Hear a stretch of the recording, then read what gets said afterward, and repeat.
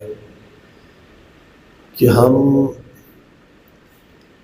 کفر و شرک کو چھوڑ کے اور ہر معبود باطل سے ہٹ کے یکسو ہو کر اللہ جل شانہ کی بارگاہ میں نیاز مندی پیش کریں اور اس کے حکموں کو مانا جائے اور کبھی بھی اس کی نافرمانی نہ ہو۔ اس کے لیے اپنے نبی مہربان صلی اللہ علیہ وسلم کو ہماری طرف بھیجا اور سرکار دو عالم صلی اللہ علیہ وآلہ وسلم نے اس مقصد کو، اس موضوع کو، اس پیغام کو سرکار نے بڑی وسعت کے ساتھ اور بڑی تفصیل کے ساتھ آپ نے اپنی امت کو درس دیتے ہوئے اپنے رب ذوالجلال کی طرف لوگوں کا دھیان اور توجہ فرمائی اور لوگوں کو غیروں سے ہٹا کے اپنے خالق حقیقی سے ملایا اور دنیا سے، دنیا کی لذت اور دنیا کی چاشنیوں سے لوگوں کو بے رغبت کر کے آخرت کی فکر اور آخرت کی چاہت جو ہے وہ دلوں میں بٹھائی۔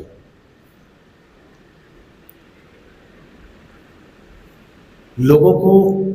اپنے رب ذوالجلال کا مقام، اس کی شان، اس کی عظمت وہ دلوں میں بٹھائی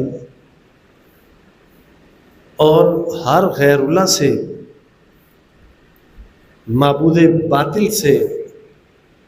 لوگوں کو ہٹایا اور دنیا کی چاہتوں سے، دنیا کی آفرینیوں سے لوگوں کو ہٹایا اور آخرت کی زندگی جس میں ہمیشہ ہمیشہ رہنا ہے اس کی طرف لوگوں کو متوجہ فرمایا۔ اور یہی مقصد، یہی اصول، یہی پیغام اور یہی روش اور طریقہ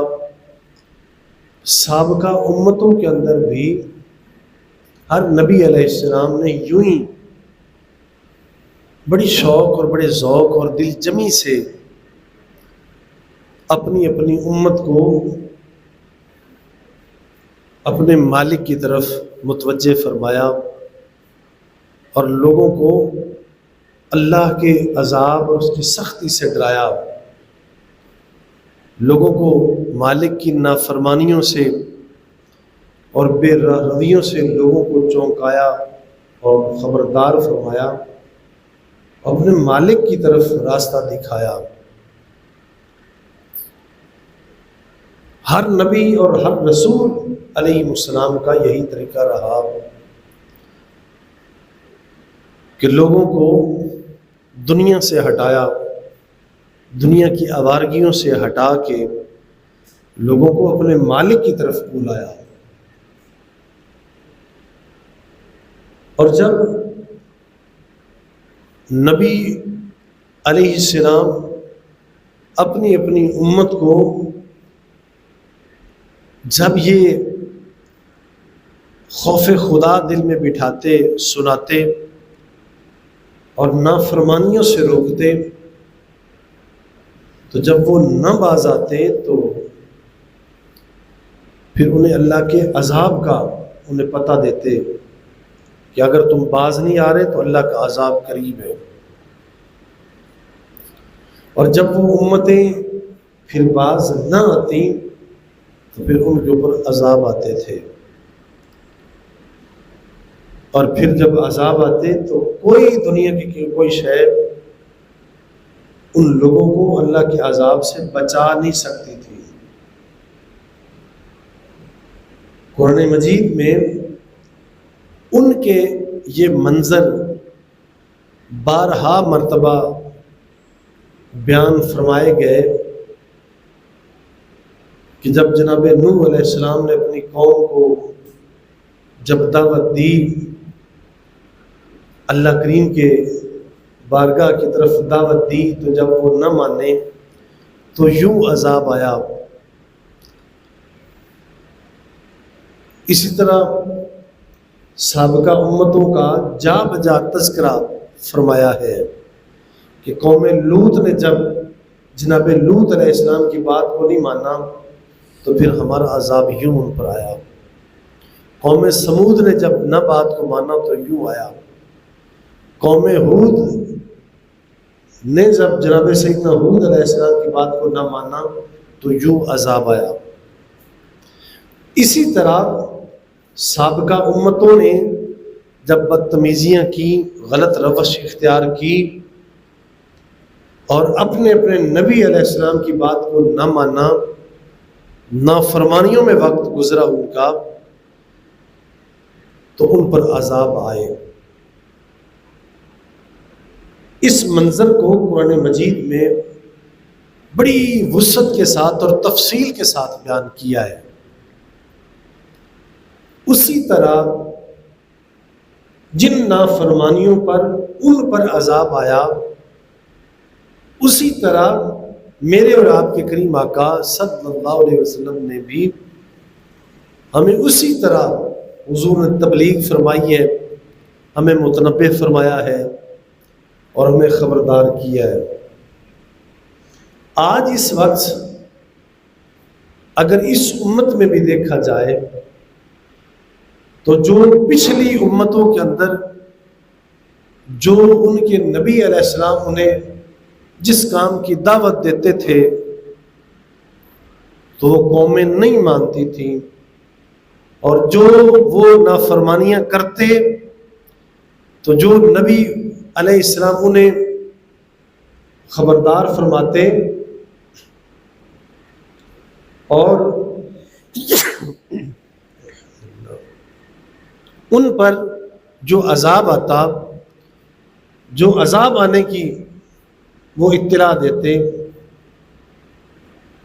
تو وہ اسی طرح وہ حق ثابت ہوتا اور وہ عذاب آتا۔ جیسے اس ہر دور میں ہر امت کو ان کے نبی علیہ السلام جو وضاحت فرماتے اور تفصیل کے ساتھ انہیں قبر کا، انہیں موت کا، انہیں آخرت کا سفر بتاتے اور قیامت کی ہولناکی بتاتے اور ان کے عذاب سے جو انہیں آگاہ کرتے، تو جب وہ قومیں نہ مانتی تو ان کے اوپر عذاب آتا۔ آج اس وقت بھی اس امت میں بھی اگر دیکھا جائے تو سابقہ امتوں اور ان نبیوں کی طرح علیہ السلام آج بھی ہمارے آقا و مولا جناب رسول اللہ صلی اللہ علیہ وسلم نے بھی اس امت کو سرکار نے بھی متنبہ فرمایا ہے۔ پورے آل بیت و اطہار میں آپ نے اپنے اصحاب میں اور آپ کے ذریعے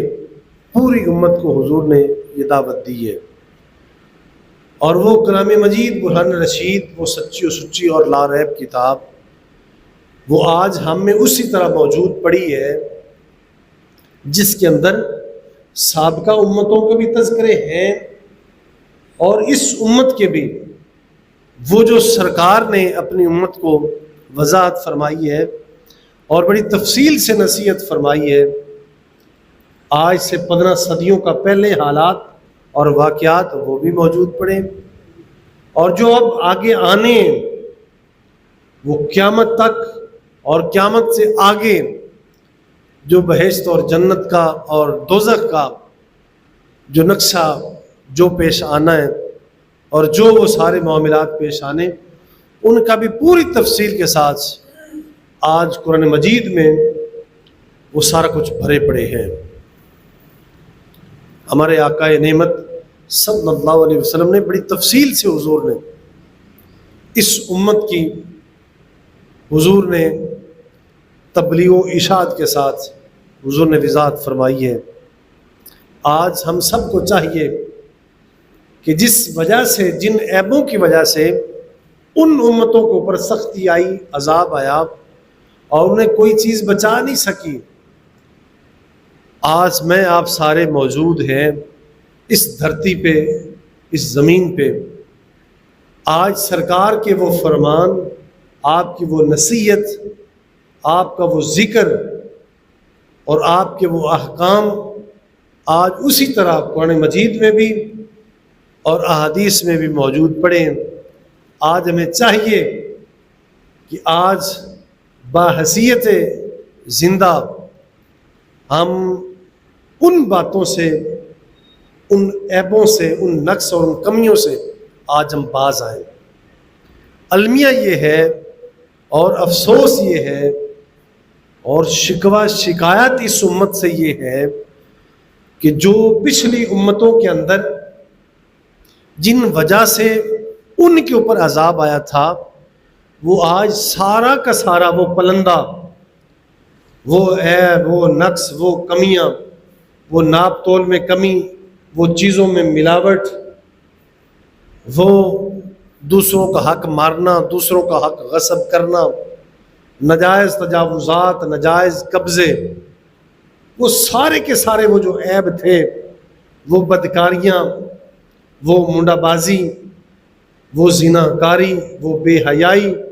بے راہ روی، رشتوں کا توڑنا، وہ سارا کا سارا آج اسی طرح، وہ سارا کا سارا آج ہمیں دیکھنے کو مل رہا ہے۔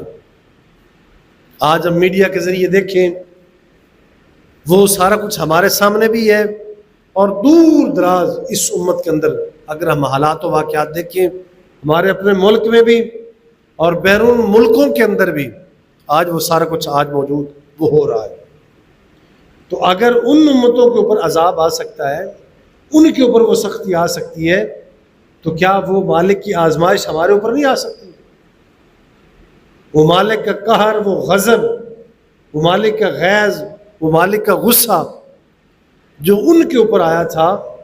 کیا وہ آج ہمارے اوپر نہیں ٹوٹ سکتا؟ آج ہمیں بھی چونکنے کی ضرورت ہے، اور آج ہمیں بھی بیدار ہونے کی ضرورت ہے اور جاگنے کی ضرورت ہے۔ ہم کہیں اور سے نہیں آئے، ہم کہیں اور سے پیدا نہیں ہوئے۔ جیسے جس نیچر اور فطرت کے اوپر وہ سابقہ امتیں آئی تھیں، پیدا ہوئی تھیں، آج اسی طرح ہم بھی اس دھرتی کے اوپر اسی طرح اس فطرت، اس نیچر کے ساتھ ہم بھی آئے۔ اگر ہم نے وہ کرتوت نہ چھوڑے اور وہ عیب، وہ نقص، کمیاں ہم میں اسی طرح رہیں، تو سمجھنا کہ ہم بھی مالک کی اسی سختی کی ہم بھی نظر ہونے والے ہیں۔ پچھلے 2-3 خطبات کے اندر بھی اسی مضمون کے تحت باتیں ذکر ہوئیں، آج بھی اسی کے تحت ہمارا آج کا مضمون اور آج کا پیغام اسی طرح، اسی کے ساتھ تعلق رکھنے والا ہے۔ آج اس خطبہ کی وساطت سے میں آپ سے عرض گزار ہوں کہ آج ہمیں ہوش کی ضرورت ہے اور عقل کی ضرورت ہے، اس عقل کی اور اس نصیحت کی جو میرے اور آپ کے کریم آقا صلی اللہ علیہ وسلم نے ہمیں قرآن و سنت کی وساطت سے جو ہمیں نصیحت فرمائی، آج اس کی ضرورت ہے کہ کہیں آج ہماری بھی وہ روش اور وہ انداز، وہ طریقے وہ تو نہیں جو پچھلی امتوں کے تھے۔ افسوس سے کہنا پڑتا ہے، آج ہم نظر دوڑا لیں تو اپنے بیچ میں، اپنے قریب یا اپنے دور، وہی انداز، وہی طریقے، وہی ظلم، وہی زیادتیاں جو ان امتوں کے اندر تھیں، وہی آج بھی ہمارے سامنے۔ تو اگر ان کے طریقے، ان کی روش اگر ہم نے آج اختیار کی، تو سمجھنا کہ اگر وہ عذاب کی نظر ہو سکتے، اگر وہ برباد ہو سکتے، تو ہمیں بھی کوئی بچانے والا نہیں ہے۔ اگر وہ غلطی انہوں نے کی انہوں نے خطائیں کی، ظلم زیادتیاں کی، تو وہ سزا کی نظر ہوئے. تو ہم کس بات کی مولی ہیں؟ ہمیں کون بچا سکتا ہے؟ مالک کے قہر سے، اس کے غضب سے ہمیں بھی کوئی دنیا کی طاقت بچا نہیں سکتی. اگر وہ برباد ہو سکتے ہیں تو کوئی وہ دن دور نہیں ہے کہ اگر ہم نے بھی وہ انداز، وہ طریقے اختیار کیے تو ہم بھی برباد ہونے والے ہیں. تو اس لیے آج ہمیں ہوش کی ضرورت ہے اور چکنا ہونے کی ضرورت ہے، اور اپنے منوں میں جھانکنے کی ضرورت ہے کہ کہیں ہم ان کے طریقوں پہ تو نہیں آ رہے، ان کے سلیقوں پہ تو نہیں آ رہے، جن طریقوں کے اوپر چل کے انہیں عذاب آیا کہیں اس عذاب کی نظر ہم تو نہیں ہو رہے. تو آج اس ہوش کی، اس عقل کی ضرورت ہے. آج اکثر اوقات یہ جو میں آپ کے سامنے مضمون پیش کر رہا ہوں نا، آپ میری اس بات سے ضرور اتفاق کر رہے ہوں گے، ایسا خطاب، ایسا پیغام جب کبھی کسی محفل میں بیان کیا جائے، کسی جمعے میں، محفل میں، کلخانی میں، یا کسی خوشی کی محفل میں اگر تذکرہ ہو، تو وہ ان مجمعوں میں، ان محفلوں میں بوریت چھا جاتی ہے. لوگ اکتا جاتے ہیں، ذرا لوگ گھبرا جاتے ہیں. ذرا جو ہمارے علماء، جو ہمارے مشائخ، جو نیکوکار یقیناً جو بڑی مصلحت کے ساتھ جو یہ پیغام دے رہے ہیں وہ تو دے ہی رہے ہیں، اکثریت سے ہمارے ایسے خطیب، ایسے مقرر، جب ان سے کہا جائے نا کہ ان خطابوں کو چھوڑو، اس طرف آؤ اور اللہ کریم کے قرآن کو بیان کرو، جو اللہ کریم کا قرآن بیان کر رہا ہے، جو سرکار نے جتنی واضح و نصیحت فرمائی ہیں، جو احادیث کے اندر جس منظر کو پیش کیا ہے، اس کی طرف آؤ.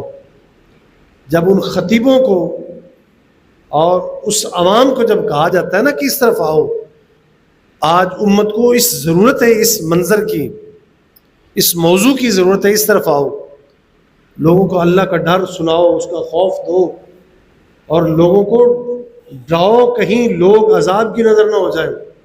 کہیں مالک کا قہر نہ آ جائے، اس کا غضب نہ آ جائے. تو وہ آگے سے وہ خطیب بھی کہتے ہیں، عوام بھی کہتے ہیں، وہ کہتے ہیں کہ جناب اگر ہم یہ واضح و نصیحت کریں گے تو لوگوں نے سننا نہیں ہے، ذرا لوگ سنیں گے نہیں، لوگوں نے بیٹھنا نہیں، لوگوں نے ہمیں بلانا نہیں ہے. ذرا عوام سے جب یہ کہیں کہ خطیب ایسا بلاؤ کہ جو خطیب نصیحت کرے انہیں ان کی موت سنائے، انہیں قبر کا منظر سنائے، انہیں قیامت کی ہولناکی سے آگاہ کرے، تو جب ان سے کہا جاتا ہے تو وہ کہتے ہیں کہ جناب لوگ سننے کو تیار نہیں ہیں. میرے عزیز دوستوں، صاحبوں، بھائیوں، یہی روش، یہی بات، یہی انداز، یہی طریقہ، یہی بات جو میں آپ کے سامنے پیش کر رہا ہوں، یہی پچھلی امتوں کے اندر، جب ان امتوں کے اندر ان کے نبی تشریف لاتے تھے تو جب آ کے انہیں اللہ کا کلام پیش کرتے، اس کا پیغام دیتے، تو وہ اپنے کانوں میں انگلیاں دے لیتے تھے، کانوں میں انگلیاں دے لیتے تھے. وہ کہتے تھے کہ یہ جو حق کی دعوت دے رہے ذرا ہم انگلیاں اس لیے دے رہے کہیں اس نبی علیہ السلام کی یہ دعوت، یہ فکر کہیں ہمارے کانوں سے داخل ہو کے ہمارے دل میں نہ آ جائے، ہم یہ پیغام نہیں سننا چاہتے. مجھے بتاؤ کہ یہ جو آج ہم اللہ کے کلام سے اور سرکار کی اس مبارک حدیث سے جو ہم دور جا رہے ہیں، اس نصیحت سے دور ہو رہے ہیں، کہیں ہم ان جیسے تو نہیں بن رہے؟ وہ سابقہ امتوں کے اندر بھی وہ یہ کرتے تھے، آج ہم بھی وہی کر رہے ہیں.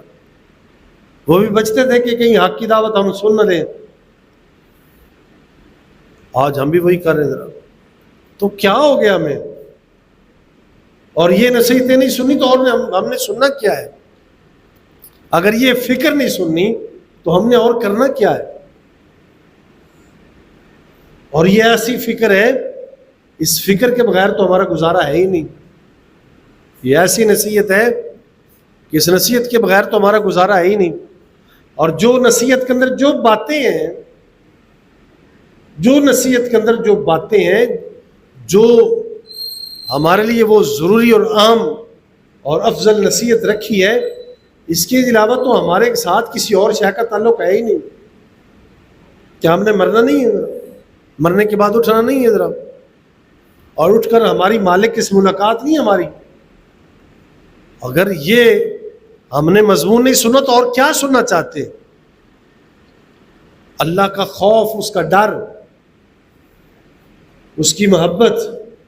اور اس سے ملاقات کے بغیر اور ہم کیا سننا چاہتے ہیں؟ اگر ہم نے اپنی مالک کی ملاقات کا راز نیاز اور وہ فلسفہ، وہ حکمت نہیں سنی، اور کیا سننا چاہتے ہیں؟ آج وقت تھا کہ ہم میں ہر خاص و عام، ہر بندہ، آج ہم میں ہر بندہ اپنے گھر سے لے کے اور مجمع تک وہ لوگوں کو، وہ روتا ہوا، وہ منہ دھوتا ہوا، وہ لوگوں میں نکلتا اور لوگوں کو آواز دیتا، لوگوں اللہ کے خوف سے ڈر جاؤ، لوگوں اللہ کے مقام سے واقف ہو جاؤ، لوگوں اللہ کا عرفان حاصل کر لو، لوگوں ہم مرنے والے ہیں، اس کے بغیر گزارا نہیں. ہونا تو آج یہ چاہیے تھا. جیسے منڈی میں یا منڈی کے باہر، جیسے یہ پھیری والے، سائیکل والے، ریڑھی والے اپنی سبزی کا، اپنے سودے کا جیسے ہوکا دیتے ہیں اور للکار للکار کے کہتے ہیں کہ لوگوں یہ سودا لے لو، لوگوں یہ مجھ سے سودا لے لو، جیسے وہ للکار کے کہتے ہیں، آج ہر باپ کو، ہر خامد کو، ہر شوہر کو، ہر بھائی کو، ہر بیٹے کو حق یہ بنتا تھا کہ مالک کی دعوت اس رنگ میں دی جاتی. مطلب مجھے بتائیں، جیسے آج کل کے یہ آپ دیکھ لیں اکثریت سے یہ سارے یہی رشتے، یہی وڈے وڈیرے، اب کوئی چائے پی رہا ہو، کوئی بوتل پی رہا ہو، کوئی کھانا کھا رہا ہو، کوئی اینک رکھ کے اخبار پڑھ رہا ہو، کوئی سگڑ کا کش لگا رہا ہو. بھلا اس طرح بھی نصیحت کی جا سکتی ہے؟ آرام سے پرسکون ماحول میں کوئی بندہ ایسی کے اوپر بیٹھ کے تو چونکے چناچے والی باتیں سنائے ذرا،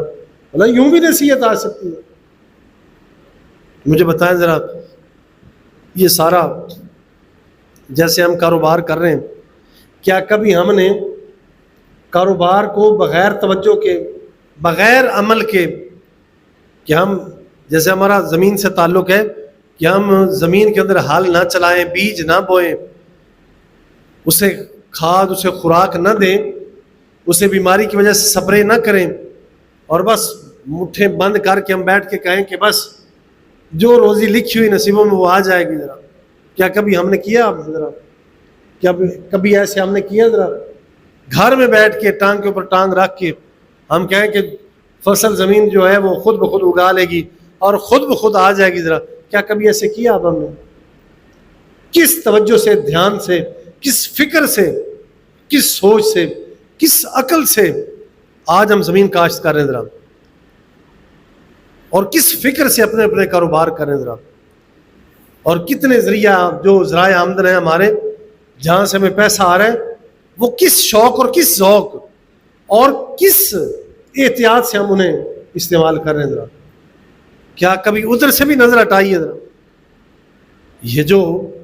حالانکہ یہ سارے کاروبار ہمارے عارضی ہیں، اور حقیقت یہ ہے کہ ہم انہیں استعمال کر رہے ہیں، ہم برت رہے ہیں، لیکن حقیقی طور پہ جو رزق آ رہا ہے وہ ان چیزوں سے نہیں آ رہا ہے. ہم جو کر رہے ہیں بڑی توجہ سے، بڑی دھیان سے ہم کر رہے ہیں، لیکن جو ہمیں رزق مل رہا ہے وہ مالک کا وعدہ ہے، وہ ہمیں اس سے نہیں آ رہا. یہ اسباب ہمارے ظاہری اسباب ہیں،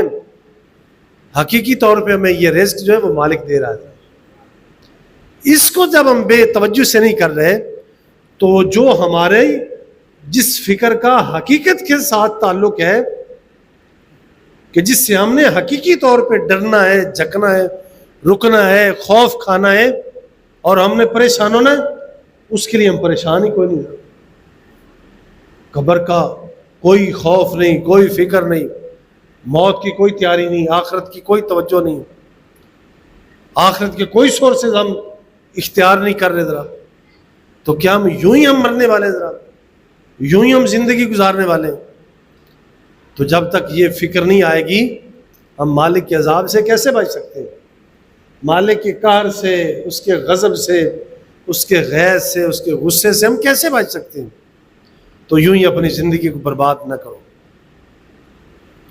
ہمارے ایک بزرگ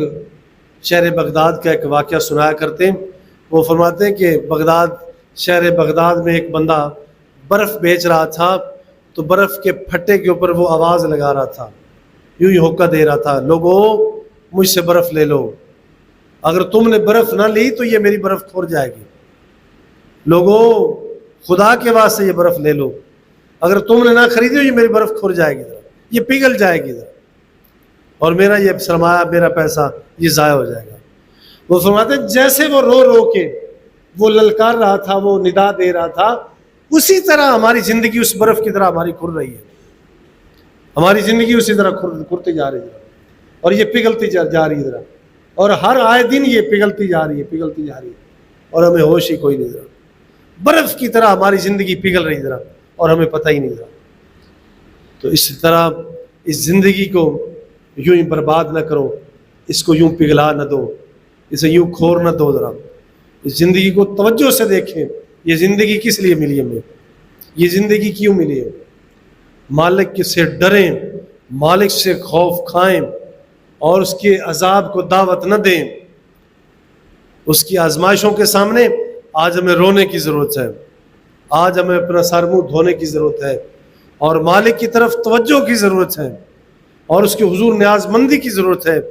اور اس کی بارگاہ میں آنے کی ضرورت ہے اور اس کے حضور آئیں اور حاضری لگوائیں، اور جو اس نے سلیبس دیا ہے اپنے نبی مکرم صلی اللہ علیہ وسلم کے ذریعے سے، اس سلیبس کو آج پڑھنے کی اور سمجھنے کی ضرورت ہے اور من نوعاً اس کے اوپر عمل کرنے کی ضرورت ہے، اس راستے سے ہٹنے کی نہیں، اس راستے کے اوپر آنے کی ضرورت ہے کہ جیسے مالک نے میں جو حکم دیا ہے، پیارے کریم آقا صلی اللہ علیہ وسلم کے اس اسوہ حسنہ کو اپنانے کی ضرورت ہے، کہیں ہم اس سے ہٹ کے مالک کے عذاب کی نظر نہ ہو جائیں، مالک کی آزمائشوں کی نظر نہ ہو جائیں۔ آج ہمیں اس سے ڈرنے کی ضرورت ہے اور قیامت کی ہولناکیوں کو سامنے ہمیں دیکھنے کی ضرورت ہے۔ مالک جن کو قرآن مجید میں جا بجا بیان فرما رہا ہے، آپ دیکھ لیں، میں پہلے بھی ایک خطبات میں یہ بات عرض کر چکا ہوں، آج بھی وہی بات کر رہا ہوں، قرآن مجید کا خاصا حصہ، قرآن مجید کا زیادہ حصہ جو ہے وہ آخرت کی فکر دے رہا ہے، وہ آخرت کی طرف توجہ دے رہا ہے، جس کے اندر آخرت کو بیان کیا گیا تھا کہ آخرت کیا ہے، ہم مرنے والے، مرنے کے بعد ہم کہاں جانا ہے، ہم نے کہاں اٹھنا ہے، ہم نے کہاں آنکھیں جا کے کھولنی رہا، اور ہماری ملاقات کس سے جا کے ہونی۔ قرآن مجید کا خاصا حصہ اور میرے آپ کے کریم آقا صلی اللہ علیہ وسلم کی مبارک زندگی کا خاصا حصہ، بیشتر حصہ حضور کا اس بات پہ ہے کہ سرکار نے آخرت کی طرف توجہ دلائی ہے، ہمیں دنیا سے ہٹایا ہے، دنیا سے ہٹایا، ذرا دنیا سے دور کیا ہے، آخرت کی طرف توجہ دی ذرا، اور ہم جو ہیں ہماری اس طرف توجہ ہی کوئی نہیں رہا، ہماری اس طرف توجہ ہی کوئی نہیں رہا، دنیا کی لذتوں سے ہم محظوظ ہو رہے ہیں، ذرا دنیا کی چاہتوں سے ہم، اور دنیا کی ان فریب خوریوں سے اور دنیا کے انواع و اقسام کے کھانوں سے، ہم مرغوب چیزوں سے جو ہے آج ہم لطف اندوز ہو رہے ہیں، لیکن جو حقیقت ہے اس حقیقت کی طرف نہیں آ رہے۔ کہاں جانا چاہتے ہیں؟ اگر اس نصیحت کو ہم نے بھلا دیا، اس نصیحت سے دور ہو گئے اور آخرت کی فکر اگر ہمارے دلوں میں نہ آئی تو ہم کیسے کامیاب ہو سکتے ہیں؟ آخرت میں کیا جا کے منہ دکھانا ہے، کیا جا کے جواب دینا ہے؟ جناب سیدنا عقبہ بن عامر رضی اللہ تعالیٰ عنہ آپ بیان کرتے، نبی پاک صاحب اللہ علیہ وسلم نے ارشاد فرمایا کہ اگر بندے گناہ کرنے کے باوجود اگر ان کا مالک انہیں رزق دے رہا ہے، ان کے سوالوں کو پورا کر رہا ہے، اگر بندوں کے گناہوں کے باوجود اللہ کریم اگر انہیں عطا کر رہا ہے تو سمجھو کہ مالک ڈھیل دے رہا ہے، مالک ڈھیل دے رہا ہے، مالک ڈھیل دے رہا ہے، ذرا وہ دیکھ رہا ہے،